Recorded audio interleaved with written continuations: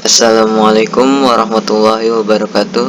Kami dari kelompok 2 ingin mempresentasikan sebuah proyek bisnis yang kami beri judul Program Rumah Makan Bento untuk memenuhi tugas ujian akhir semester 1.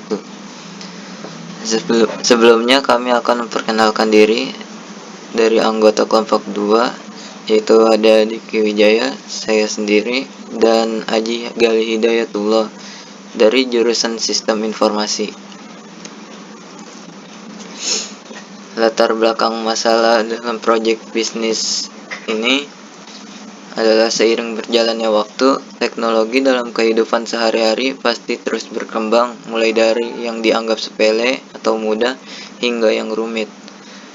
Dalam perkembangannya, teknologi memiliki pro dan kontra. Karena bagi sebagian golongan, teknologi bisa menggantikan posisi manusia sebagai pekerja, dan bagi sebagian yang lain, teknologi dapat mempermudah pekerjaan manusia atau menjadi asisten, atau bahkan sebagai pengganti manusia demi meminimalisir pengeluaran. Dalam proyek ini, kami berjudul Program Rumah Makan Bento, singkatnya. Dalam proyek kali ini, kami membuat proyek bisnis yang memuat tentang pemesanan menu makanan yang mudah. Tujuan dan manfaat proyek tersebut, di sini kami mencoba membuat program yang dimana ini ditujukan untuk kasir. Di proyek ini, pembeli bisa memilih menu makanan yang sesuai yang dia inginkan. Di dalam proyek ini pun, penjual bisa mengakses program tersebut untuk memudahkan pembayaran. Tujuan dalam membuat proyek akhir ini adalah untuk memenuhi tugas mata kuliah dasar pemrograman pada semester 1 jurusan Sistem Informasi Universitas Nusa Mandiri. Ruang lingkup sistem informasi penjualan memiliki cakupan yang sangat luas. Oleh karena itu, kami membatasi hal yang akan dibahas dalam penelitian ini dalam ruang lingkup. Adapun ruang lingkup masalah yang dibahas dalam sistem informasi program Rumah Makan Bento adalah sebagai berikut. 1. Membuat pengolahan data menu makanan di rumah makan bento berdasarkan jenis tertentu. Kedua, membuat pencatatan transaksi pembelian dan penjualan makanan. Ketiga, membuat laporan jumlah penjualan dan pembelian menu makanan. Analisa kebutuhan. Dalam program pembelian ini, para pembeli dapat mengakses pilihan yang sudah dibuat di dalam program. Contohnya seperti menu makanan, harga makanan, kelipatan harga makanan, dengan menginput menu makanan sesuai pilihan calon pembeli. Selain data-data yang sudah dicantumkan di atas, penjual juga bisa mengubah data menu makanan untuk menyesuaikan dengan ketersediaan menu makanan yang ada. Pembahasan search kode pertama yaitu fungsi komentar. Pada gambar di atas adalah penggunaan fungsi komentar menggunakan tanda pagar untuk menandai dan komentar tidak akan diproses oleh interpreter Python, yang berarti hanya untuk memudahkan atau memahami maksud dari kode tersebut. Pembahasan source kode kedua yaitu fungsi print. Fungsi print pada gambar di atas untuk menghasilkan output dengan menggunakan pernyataan cetak seperti gambar di atas yang akan menampilkan menu makanan rumah makan bento. Pembahasan source ketiga yaitu variabel tipe data in. Pada gambar di atas menjelaskan bahwa banyak pesanan sebagai nama variabel dengan menggunakan tipe data integer untuk menyatakan bilangan bulan, dan fungsi input untuk membaca data dari keyboard serta string sebagai string, serta akan menghasilkan output banyak total pesanan. Yang keempat, pembahasan source code list. Pada gambar source code list di atas merupakan list kosong. Pada dasarnya, list merupakan tipe data yang berisi satu atau beberapa nilai di dalamnya yang sering disebut item, elemen, atau anggota list dalam tanda kurung siku. Pembahasan source code kelima yaitu variabel. Pada source code di atas menjelaskan bahwa i sama dengan 0 untuk menginput banyak pesanan menu makanan dimulai dari 0, yang dimana i sebagai nama variabel dan 0 sebagai nilai variabel. Pembahasan source kode ke-6 yaitu fungsi while. Pada source kode di atas menjelaskan bahwa perulangan while untuk menjalankan blok pernyataan banyak pesanan secara terus-menerus atau berulang sesuai dengan input dari menu dan selama kondisi bernilai benar. Pembahasan selanjutnya ketujuh yaitu percabangan if elif else.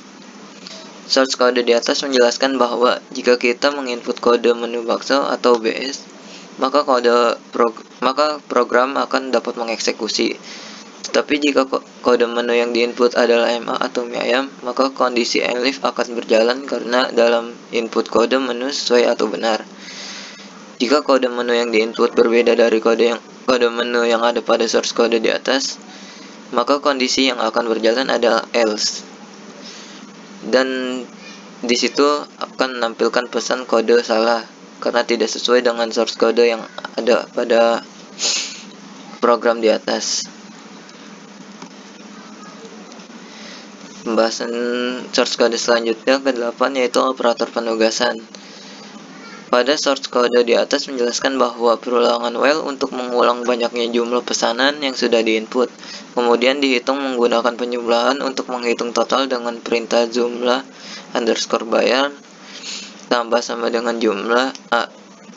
Adapun fungsi slash step untuk membuat space step horizontal. Pembahasan selanjutnya ke-9 yaitu operator aritmatika. Pada source kode di atas menjelaskan rumus untuk menghitung pajak dan juga total bayar menggunakan operator aritmatika, yaitu 0,1. Adapun simbol koma sebagai pemanggil list yang sudah dibuat pada baris sebelumnya. Baik, di sini saya akan menjelaskan source code yang digunakan pada program kasir sederhana. Pada baris pertama, saya akan menjelaskan tentang simbol pagar. Simbol pagar pada baris kode yang pertama adalah untuk memberi komentar yang bertujuan untuk menandai bagian coding yang dibuat. Komentar tidak akan tercetak saat program dijalankan nanti. Lalu pada baris kedua sampai baris ke-12 adalah tampilan UI di mana pada output nanti akan menampilkan daftar menu yang ada pada program rumah makan tersebut. Untuk menampilkan daftar tersebut, kita dapat menggunakan perintah print. Nah, saat kita ketik print ini, lalu kita jalankan, maka yang muncul nanti adalah nama rumah makan bento, kode menu, dan harga. Kemudian pada baris ke-18 sampai baris ke-23 pada coding kami membuat perintah list bertujuan untuk mencetak menu yang dipesan dengan menggunakan fungsi integer sebagai perintah untuk memasukkan jumlah pesanan yang dipesan.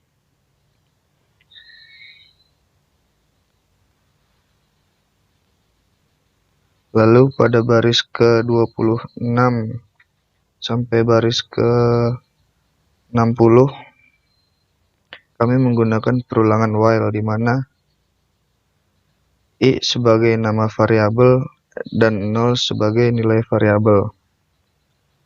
Di mana I lebih kecil dari banyak pesanan, kemudian dicetak menjadi menu ke, dan ini adalah codingnya I plus 1.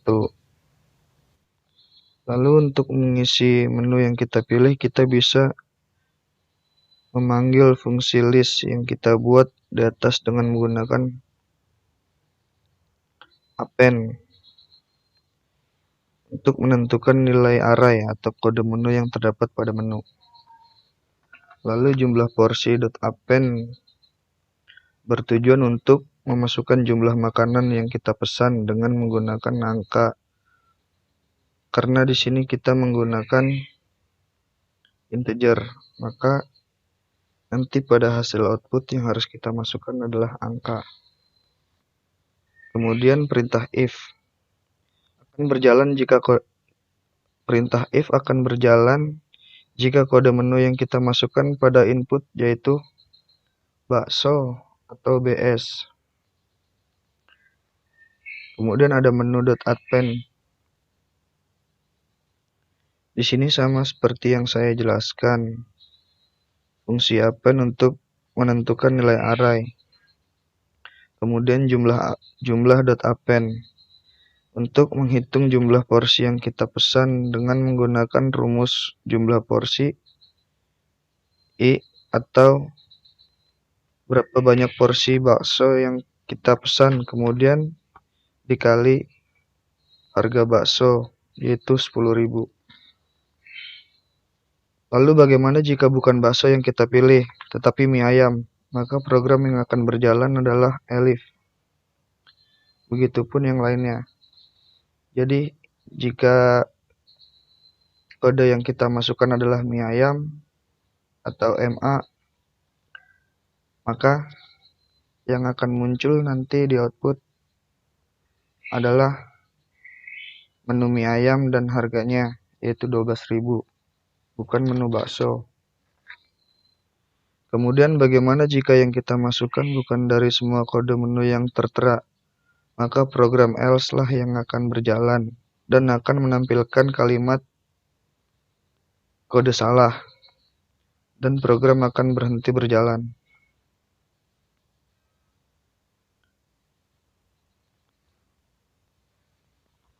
Lalu pada baris ke-63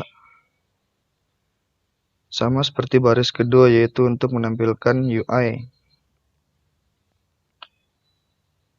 Namun UI di sini berfungsi sebagai struk, yaitu nanti setelah dicetak maka bentuk struknya ada nama rumah makan bento, kemudian nomor menu yang kita pesan, harga per porsi, jumlah banyak porsi yang kita pesan, lalu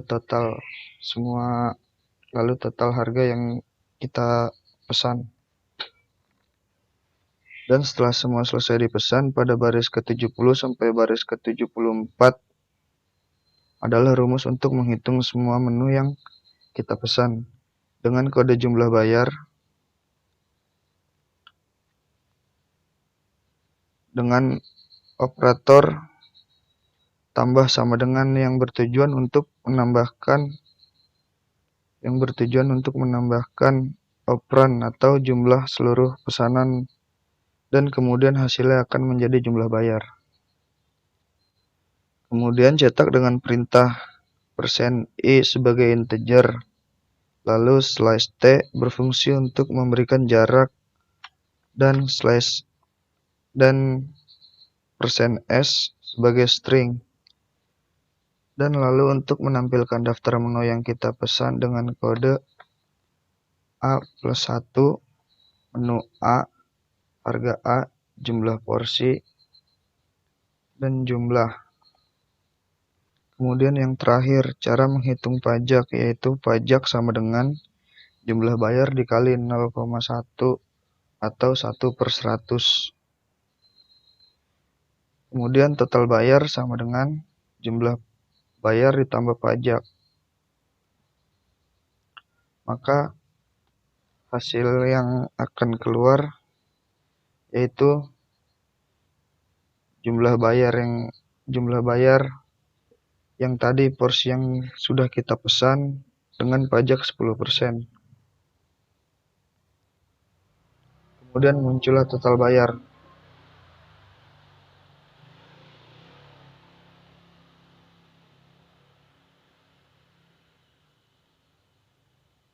Nah, bagaimana jika kode ini berjalan?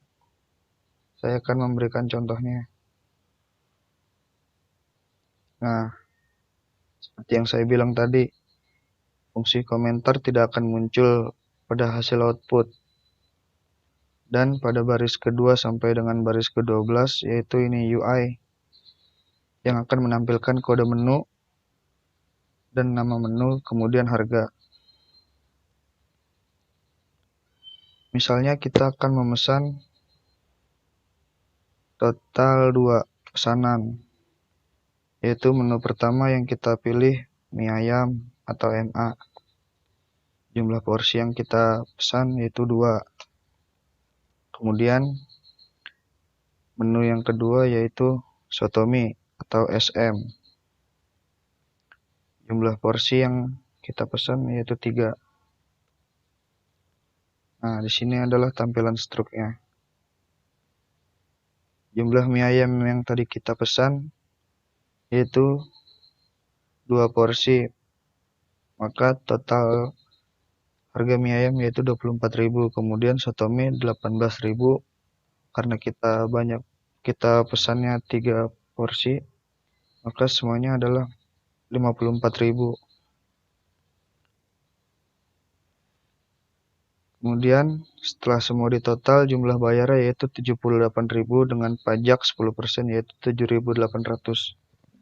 Maka total yang harus dibayar adalah 85.800.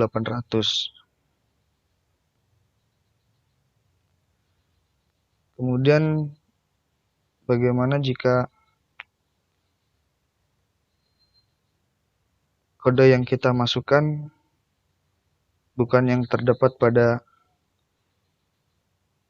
nama menu di sini? Misalkan kita pesan 2 pesanan. Saat kita memilih menu, kita pilih yang tidak ada di sini. Contohnya sate ayam.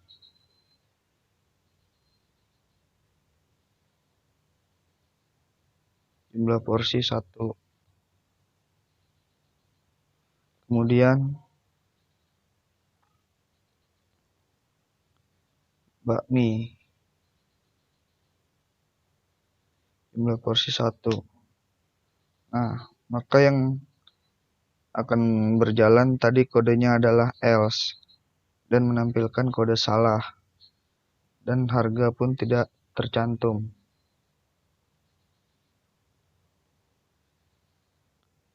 Baiklah, kesimpulan. Dari hasil perancangan dan pemrograman, maka dapat diambil kesimpulan untuk aplikasi program penjualan pada program rumah makan bento sebagai berikut. Program rumah makan bento dapat membantu sebagai media mempermudah dan dapat mencatat serta mengolah informasi data pemesanan dan pembelian, baik itu informasi tentang menu makanan yang dijual sesuai list. Program rumah makan bento diharapkan mampu memberi kemudahan dan kenyamanan pada pelanggan atau pembeli dalam mendapatkan informasi mengenai menu makanan yang disediakan. Saran, berdasarkan evaluasi terhadap proses dan hasil dari sistem yang dibuat ini, maka saran-saran untuk pengembangan selanjutnya adalah penambahan layanan virtual banking untuk mempermudah proses pembayaran.